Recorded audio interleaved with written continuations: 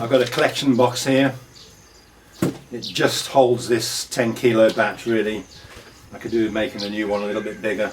And I use a 12 mesh screen, and it just slots in these pegs here.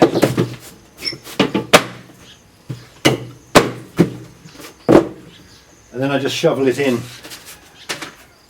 push it through the screen in my hands, scrape it with this cardboard through the mesh.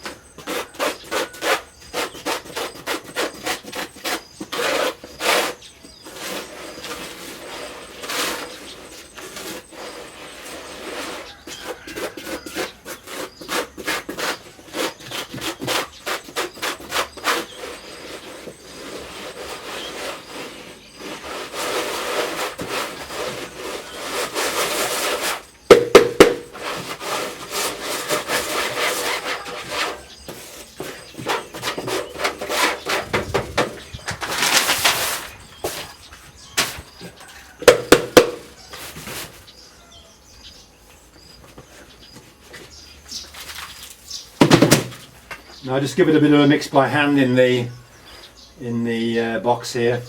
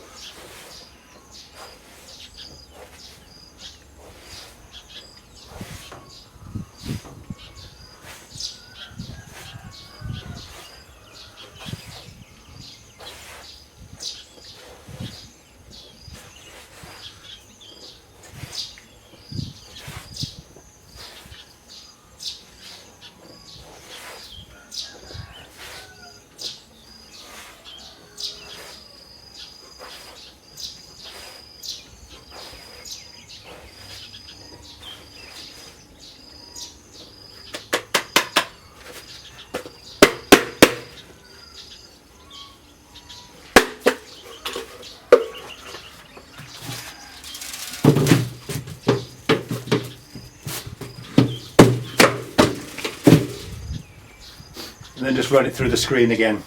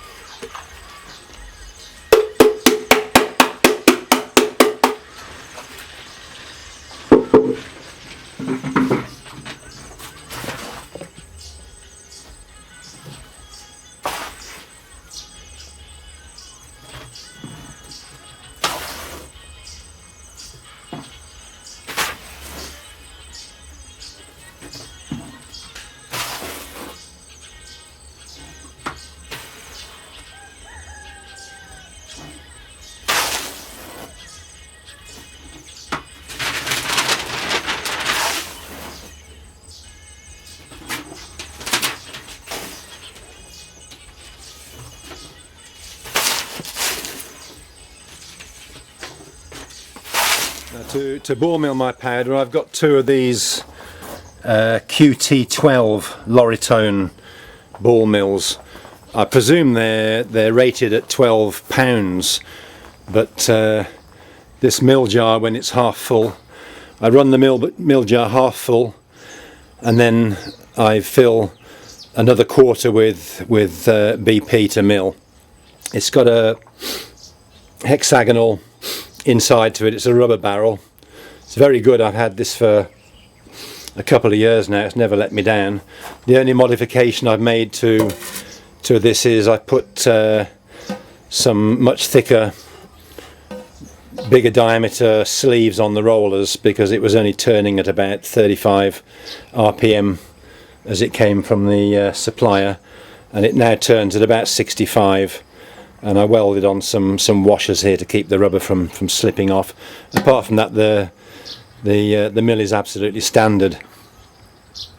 The only problem I have with it is the motor, being standard, just doesn't have the torque to turn what must be 40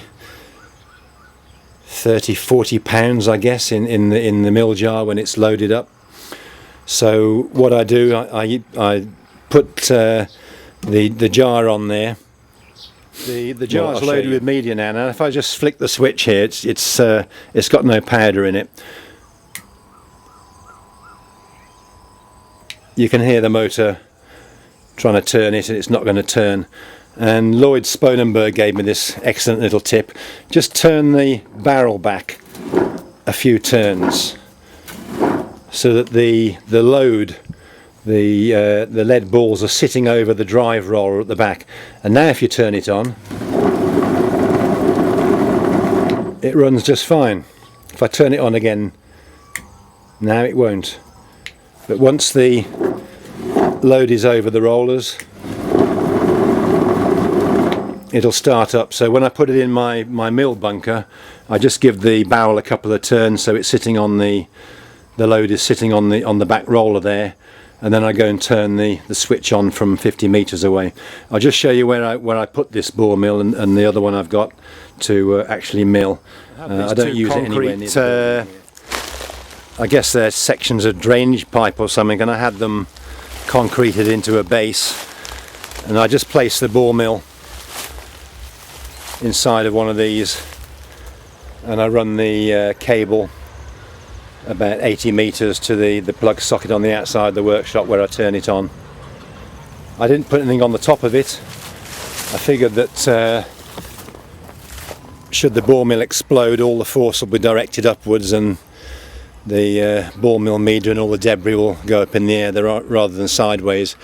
If it's raining, I just put a large 2-meter umbrella in between these two tubes and just keep the rain out of the thing. These two plastic pails have, the one on the left is the stuff I just mixed up a moment ago. The one on the right has been milled. There's perhaps a bit of difference in colour. The one on the right is a little bit darker grey than the one on the left, but you can feel the difference immediately. You rub it between your fingers. There's little gritty bits in there, and this one is super fine, like talcum powder.